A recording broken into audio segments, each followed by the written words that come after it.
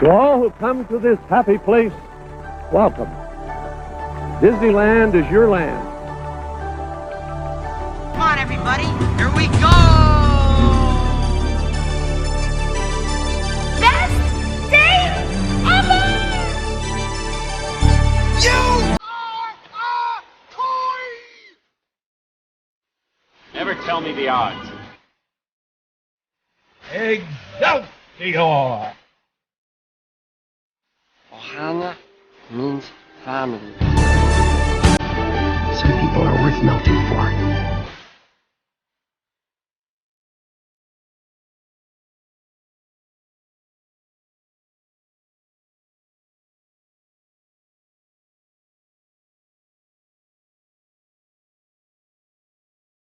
Soar into tower. We are ready for takeoff.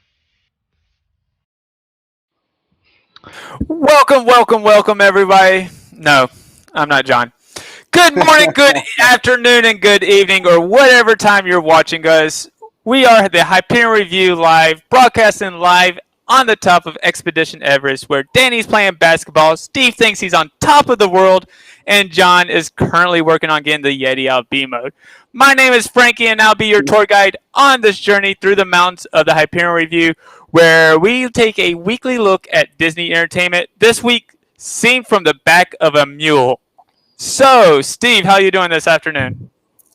Man, I'll tell you what, man, I'm doing so good right now, man. I'm dang on hanging out with you and other people. So yeah, man, it's gonna be a good night. How you doing?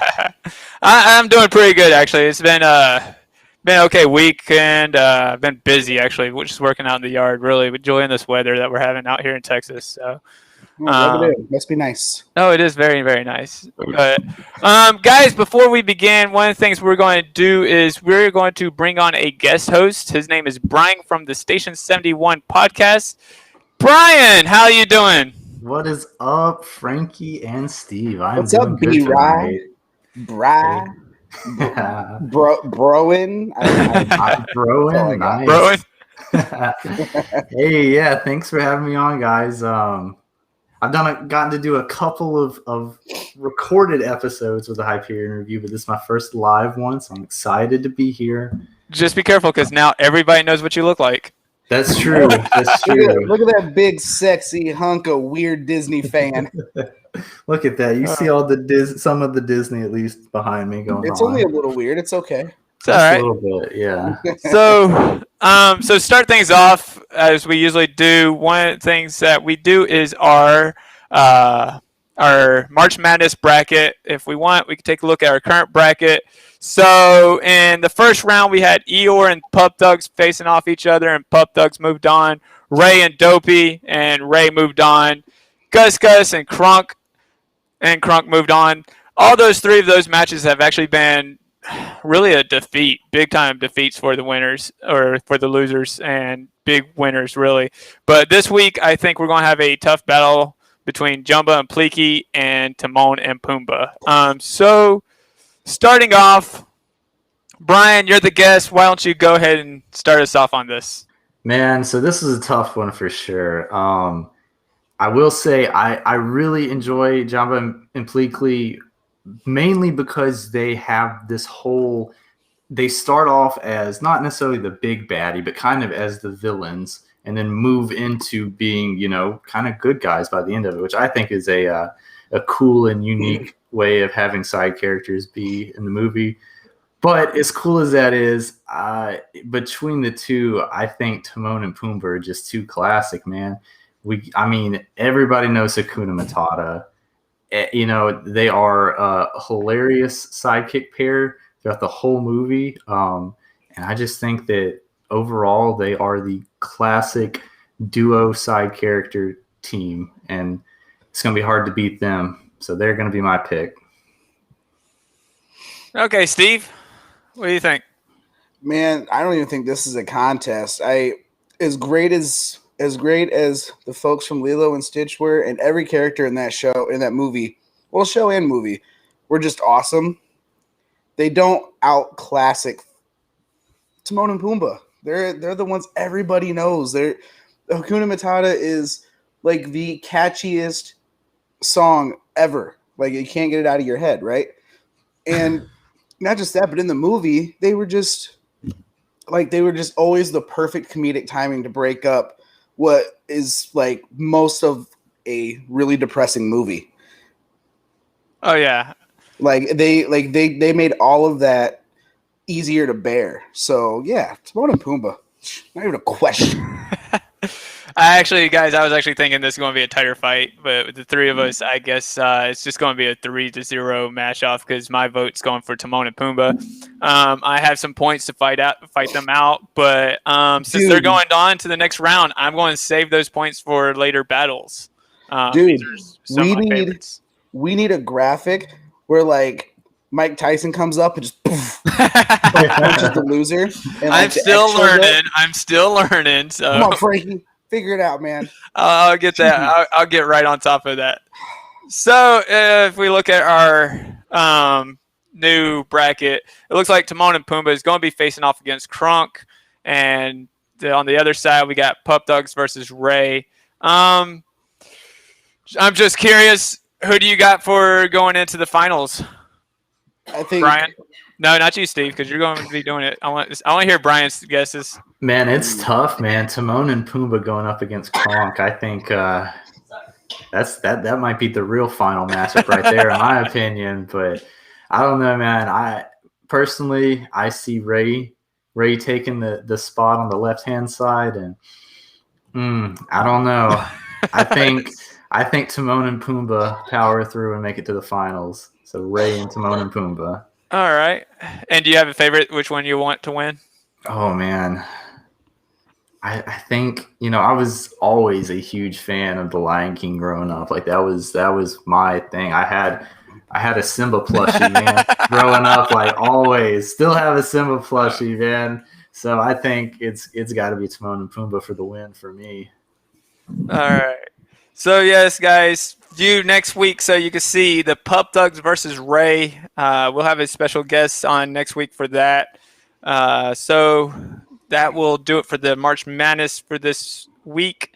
So in Disney news, we have a couple of news topics we want to talk about, and the first one is Disney World is testing out facial recognition. We got thoughts, concerns, questions. What do y'all think? I think it's I don't see why it's a surprise, I guess. I mean, Disney World generally likes to be up to date with technology, especially recently. So, I mean, facial recognition is working on everything from our PCs to our phones to our home security systems, the Nest doorbells, they're all getting this technology in it. So why wouldn't, the amusement park in the world not have the latest technology to, one, streamline stuff, and two, make sure that they're, even though they're $1 trillion company, not getting ripped off by people trying to, sneak people in or, so they're protecting investment at the same time. So not shocked here.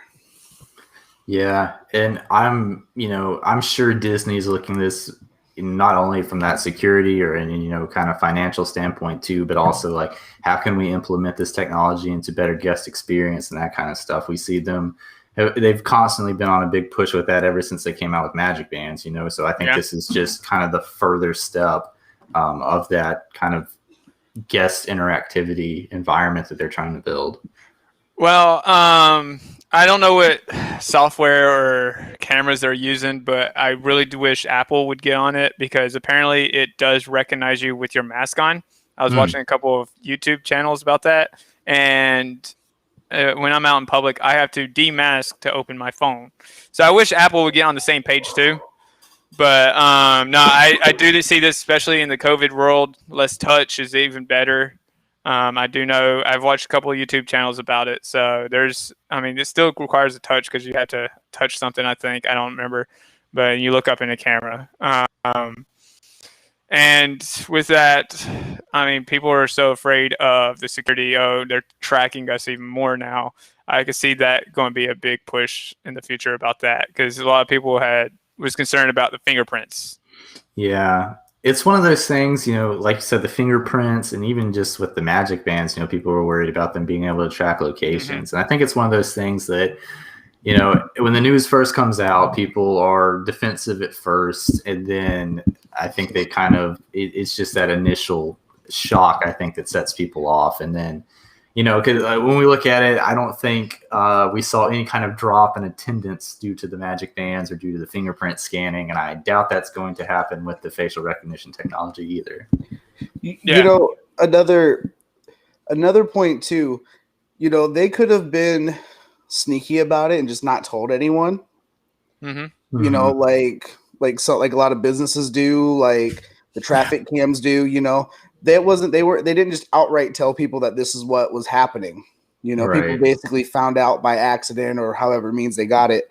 But at least they're being honest about it.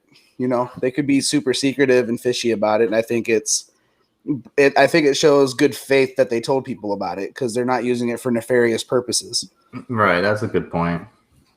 No. And I mean, it's just one of those things. I think that Disney's trying to stick on with the newer technology. And this is newer than fingerprints. So, and I think, unless y'all want to add anything, I think that's all we really have on that news topic.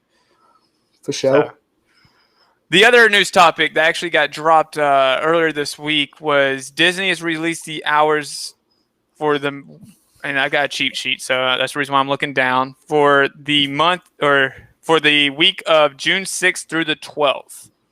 Now, I was looking at, they released this summer hours earlier this year at the beginning of the year. And for the most part, a lot of the parks are staying the same hours, except a few of them are dropping like 1 hour. The thing I have about it is today, and I looked it up, today, a lot of the parks are dropping in up to 3 to 4 hours over the summer. Wow. Yeah. Another thing they're also adding, which really doesn't bother me much, is they're also adding hours for park hopping. So, and it looks like what they released was you could only park hop to that park from 2:00 to the park close. So, what's y'all's thoughts and ideas for this? I understand why they're doing the delayed park hopping thing and why they're having to implement that with the system with park reservations and everything because of COVID now and trying to space out crowds.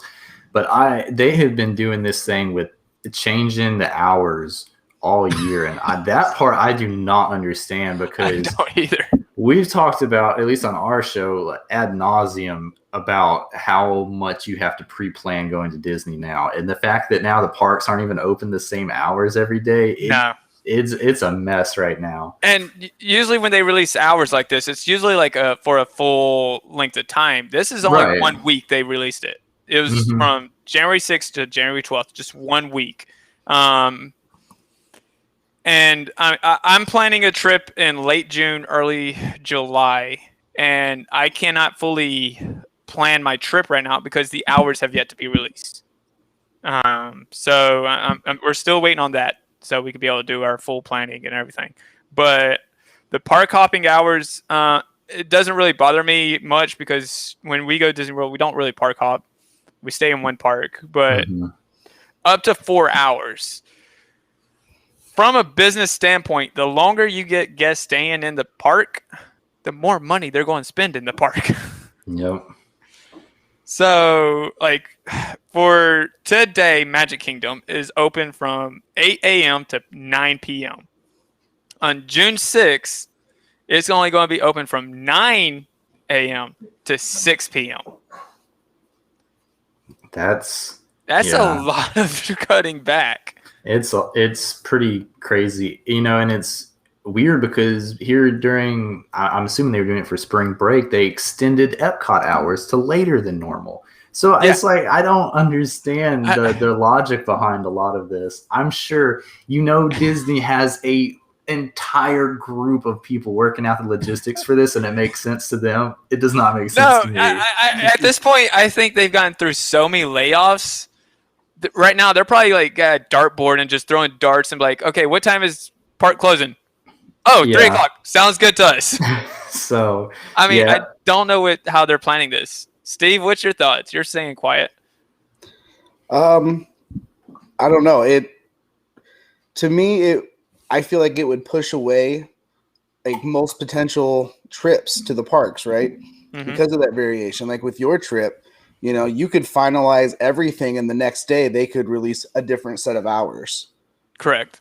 right? So when you're talking that, and then you get to go to these parks, and then you have to choose between going to your favorite ride or your favorite restaurant because you only have time to do one.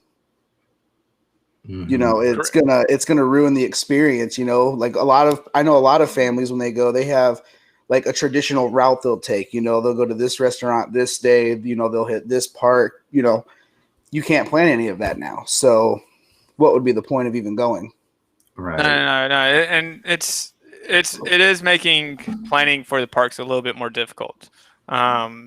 Usually, by the time I've already paid for the park, and before we even have our dining reservations or our fast passes, we already know what the park hours are, and I mean, we're coming up onto where we need to plan our dining reservations. It's going to be here before we know it, and yet we don't even know our park hours yet. So See, it that's is like making it a little bit more frustrating to plan.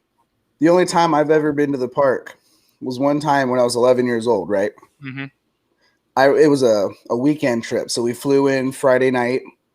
We had Saturday to go to the park and then flew home Sunday. And I remember in that full day we had, I think we barely covered like Animal Kingdom and then whatever the main park is. I don't know.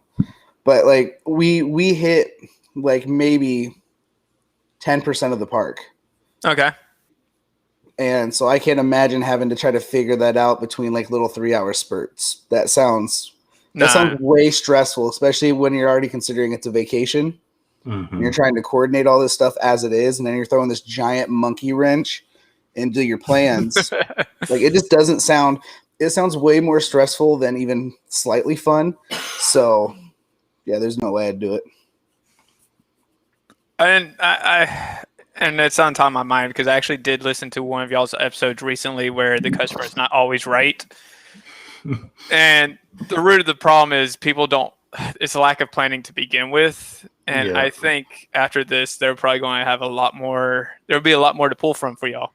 Yeah, that's for sure. The thing is, I used to always tell people if they would like ask, like, what am I doing? What should I do for planning and that kind of stuff? And I always tell people, you go online and you see all these people talking about setting up a spreadsheet. And I used to always say, if you're starting out by setting up a spreadsheet, you're doing it wrong. Like you need to be more flexible in your planning and enjoy the trip more. And now I can't really defend that anymore. Like now the spreadsheet might be a necessity. And so, I told Michelle's boss knows we were going to Disney World, and the first thing she goes is, "Oh, my sister-in-law actually is a vacation planner. Y'all should go through her." And I told my wife, I was like, "Well, what you should have said is, well, we've gone to Disney so much, we could basically vacation plan ourselves because we know everything already by now." But for somebody who's first time going to the trip, oh yeah, it takes a Oh load of man. stress out. If you don't know what the rules are, or even the fast passes, or how the dates and stuff like that, vacation planner is the way to go. Mm-hmm. So, and so that's going to end it for our Disney news this week. So, guys, I don't have the view counter up, so I don't know how many viewers we have. Nobody's chatting with us, so I guess it's just us three right now. Actually, I'm pretty sure somebody's viewing us. But one of the things that we're adding to our show is I haven't came up with a term for it. Maybe one of our audience members could come up with this segment, but is our post-podcast episode discussion. Our last episode, besides the one that just dropped today, right now actually, is about us retheming Splash Mountain. Reason why we did that is because Splash Mountain is getting a retheme. So we had the task of coming up with our own theme. Now, oh, hey, babe. I see you there. She has to watch us. Hi. It's her requirement. But no. One of the things is we had to retheme Splash Mountain. We had to stay within the actual parks. And hey, Jordan. Hey, Jordan, what's up, man? And we could not use Princess and the Frog because that's what Disney's going with. It's easy. So I actually came up with 3 topics. If you listen to the podcast, you would heard 2 of my topics if you stayed to the very end. All right. And the third one I know Steve would be proud of, and I'll share live here on the live show. But Brian, I'm going to open the floor to you. Can you retheme Splash Mountain? And I'm curious to see what your theme would be about. Now, see, this might come off kind of strange, but the cool thing that I really like about Frontierland is that a lot of the stuff there is original IP. You have, Big Thunder, completely original. Country Bear Jamboree is completely original. Yep. Tom Sawyer Island, while not necessarily an original IP, is a very original, I think, take on doing that theming, and it doesn't rely on a Disney classic. Yeah. So what I would really like to see with Splash Mountain would just be another original IP kind of fitting in with the Frontierland theming, and not necessarily, I don't want to say shoehorn, because I really do think that the Princess and the Frog is going to be a good fit for the attraction. But I would really like to see just like a kind of maybe more intense log flume ride that is not necessarily themed on any existing Disney animated IP, and just like an adventure down a river rapid. I know that seems kind of basic, but I think it would really fit in more with the entire theme of Frontierland if they did something like that. Yeah, so it's funny you say that, because actually, as some of the viewers know, I'm originally from Georgia. I used to go to Georgia, Six Flags Over Georgia all the time. And not a lot of people know this, but Disney stole the Splash Mountain from a ride over there. And it was like the Mansion Flume ride. Is it the Monster Mansion there? Yes, yes. They stole that from them. Distinct memories of that attraction. So when you said that, it kind of reminded me of that, actually. So I do like that. So my third and very unknown to everybody ride was based upon the Goofy movie. Okay. But I like to keep it with the Frontierland. It's when they're out fishing. I'm a fisherman, so I like go fishing. But here's the deal. You're getting chased by Sasquatch. There it is. Yes. Steve's on board now. Steve's on board. So let's make it happen. We'll start a petition right now. Okay, to be fully endorsed by the Sasquatch man himself. Okay, I won't go into too much details, because if y'all were listening to the episodes, I'm not very good at very creative in details. But it was basically, instead of being on a log, you're on top of the car and you're going down the cliff and everything else. And well, originally you're in the car. My bad. You're in the car. You're driving on the road, and that first little drop is you drop because you didn't take the turn on the road, but you fell into the river. And nice. Sasquatch is just constantly chasing you. And then all you see is like the waterfall warning sign, and there's nothing you could do about it. And you just fall over a waterfall. That was the whole ride, and my wife later. So, but guys, I am curious to know which y'all think which one of our rides was the best. And I'm really upset. If you listen to the episode, you'll see why I'm upset. I didn't upset anybody. You're upset because no one else is upset. I know. No, actually, Steve was surprisingly good. I admit, it belonged in the wrong area, but it was good.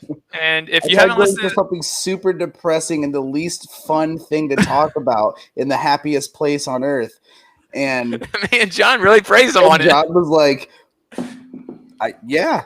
Cool. I'm like, "What?" No, it was overall. Truthfully, I have to say my favorite ride is he's not here and he's not watching us, I don't think. is John's ride. He did one based on the Adventure Seas size and particular Mr. Bullion. That's awesome. Any way that they can work in more of just the sea lore into the parks, I'm a huge fan of. So I'm definitely down with that.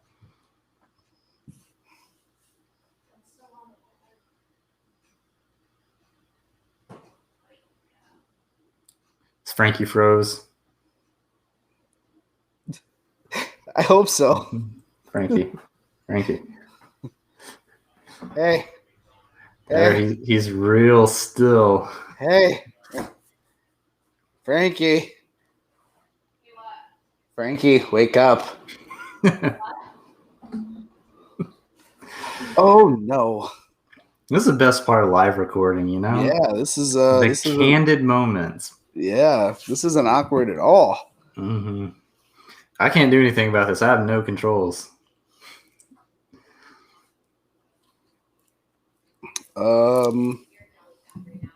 We're somehow still live, so that's cool. All right. So, Brian, what you been up to, man? Man, I've been putting together a puzzle actually for like the last 2 weekends. It's a lot harder than I thought it was going to be, and it's taken up way too much of my time. Yeah, I feel you. I've picked up drone flying. How's that going? It's surprisingly fun to play with. Because like you connect your phone to it, so you have a first person view of flying it. Okay. So, and it's got like a 1,500, 2,000 foot range, so I can take it almost sweet. a quarter mile and not have to be able to visually see it to fly it. That's awesome. And so with that view, I mean, you can zip around corners, you can, get real close to the ground. You can the one video I put on Facebook is a view from like 150 feet up above the park. Oh, wow. So like it's fun to play with. I mean, it's definitely not a toy because you got to register it with the FAA and you got to do all that, but it's fun. It's a fun thing to play with. That's pretty cool, man. I have a friend that does he does surf photography actually, and he does some of it is shot from the beach, but he also does some drone footage too. So I've seen some of his stuff. I definitely have respect for people that can do that because I've tried just playing around with one time, but I know it is not super easy to fly those things. It's not. I wrecked it once, only broke a propeller, so. But I mean, it's not impossible. But every time I fly it, I'm full of anxiety because I just don't want to wreck it because they're not cheap. So I can imagine. Jordan Dill, I should have picked that as our weekend activities instead. She picked the puzzle, so I'm guessing she would have had more fun doing the drone flying. I enjoy a good puzzle. It is one of my guilty pleasures, either puzzles or Legos. I will just sit down and zone out. I'm fighting the urge really hard to buy the new space shuttle Lego set that comes with the Hubble telescope in the back. It's one of their largest space shuttle kits ever made. Like that is like I'm a space nerd. Like everyone knows, I love planes. I love UFOs. I love space. Everything about it. SpaceX. I'm a huge fanboy. Elon Musk is God. That's me. And man, yeah, that's pretty sweet, man. They had that set at the Lego store at Disney Springs last time I was there, and it's a sight to behold. Is it as impressive as I think it would be? Yeah, it is. That one and the other new one for any history nerds out there is they just came out with a like the Roman Colosseum, and that one is massive. But that one I think is like $500. So that's a hard one to swallow. Yeah. So hey, let me ask you a question. Yeah. So I don't know if Disney even does this already. They might, but trying to keep it Disney oriented, for the people watching. Because I'm not a big Disney guy. Go figure. But do they offer like VR park experiences? So they used to have this thing, and I never got to do it. But Beth, the co-host on our podcast, did it. It was at Disney Springs, and it was called The Void, and it was basically a VR like experience thing that you would go do, and they have it themed to different stuff. Like at some point, it was Star Wars themed, and she talked very highly of it. I never got a chance to do it, but it was apparently using like very new VR technology, and it was she described it as being incredibly immersive. So I'm kind of surprised that it's something that they haven't continued doing, because it seems like a relatively low cost way for them to have an attraction for guests that can constantly be updated for very cheap. And I feel like, and I know this is going to sound kind of weird, but I feel like they could even capitalize on like some like mail-in services. So like, let's say you download the VR experience where you're walking down Main Street and you got all those restaurants right there. Mm-hmm. A different sense from the park that, because everyone has their favorite smell of Disney apparently. Right. And they could, you could order some like snap and sniff shit, so as you're going through the VR, it'll pop up, pop the smell, and then it'll like more immerse you into it. Mm-hmm. And then you can, I don't know, order your favorite meals or snacks from those restaurants, and they can mail that to you. And yeah, man, I think there's definitely a market for that. If Disney comes out with this, I want this to be the record that this was my idea. There you go, man. You got to get this patented or trademarked or whatever you need to do.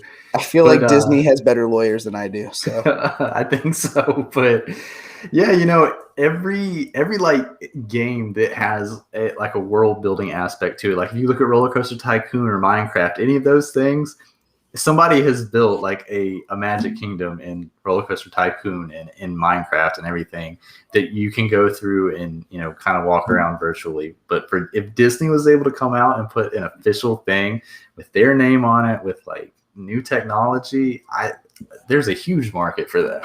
Oh yeah, I mean, especially now with people having a legitimate fear of going to these parks with that many people. Mm-hmm. Give people an alternative way to still experience something that they love without having to be paranoid about getting corona. Yeah. So absolutely. It'd be pretty cool. I think so. So Frankie's having technical difficulties. Let's see here. I'm going to FaceTime him live. Oh man! On the Hyperion Review Live. Weird. It's liveception in here. Liveception. Somebody call a doctor. This is getting crazy.